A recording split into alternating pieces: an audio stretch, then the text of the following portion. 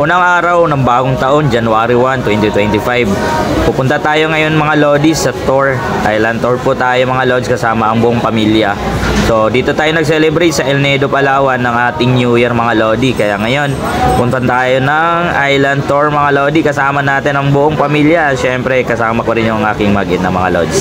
So paakit na tayo ng bangka mga Lodi. Medyo malalim nga itong dagat. Kaya basa-basa muna tayo. Pasakay pa lang tayo ng bangka. Medyo mawalan yung panahon. Yan. So halos walang tao dito sa gilid ng playa. So sobrang tahimik ngayon ng playa ng El Nido. So yung iba nasa mga tour na nila ngayon. So ngayon nakita tayo sa aroy lalim. Basa agad. Akit tayo bangka. Be pabidyo hirap mahulog ha. Ikaw kinaaban na sumilapit mo. Itlog ko ba siya? Mahulog ha? Smile! Isubdan mo na! Lasi yung mga taga-alalay. Siyuri! Mahirap.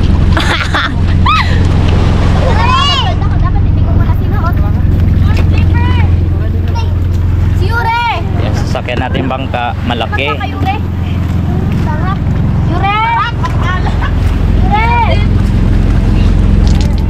So ito na mga Lods, ay paalis na tayo. Ito nga, inabutan tayo ng malakas na ulan habang nagbibiyahe dahil pupunta tayo sa Small Lagoon. At dito na mga Lods, ay dumating na tayo sa Small Lagoon at papasok na tayo. So papasok tayo ngayon sa Small Lagoon. Yes. Hoy, mamaya na tayo mag-picture palabas dito oh. Ganda dito. Small Lagoon oh. Dito yung daanan natin. Ulo. Oh, sige, sige lang. Uy, pating. Dito. Lo, di mo maglangoy ba? May shark. Lo, may shark. Ay, hindi maniwala. Picture lang sa atin. Picture lang sa atin pagpasok. Wala pa. So ito na mga Lods, nasa loob na tayo ng Small Lagoon. Papakita ko po sa inyo kung gaano kaganda itong loob ng Small Lagoon mga Lods. So ito tour ko po kayo at ipapakita ko sa inyo yung ganda nito.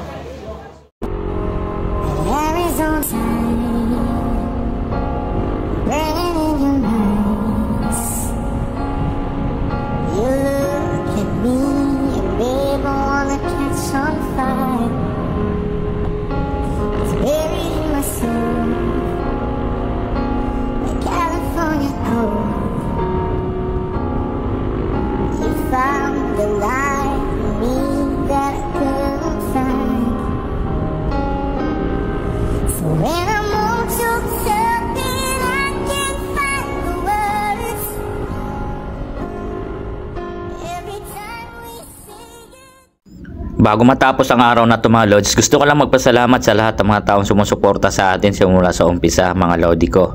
Sa buong pamilya natin, buong pamilya ko, maraming salamat sa paggabay at bigay ng inspirasyon araw-araw sa akin. So yun lang mga idol, kita-kits tayo sa buong episode na to ngayong 2025. Ipagpatuloy natin yung mga magandang nasimulan natin mga Lods.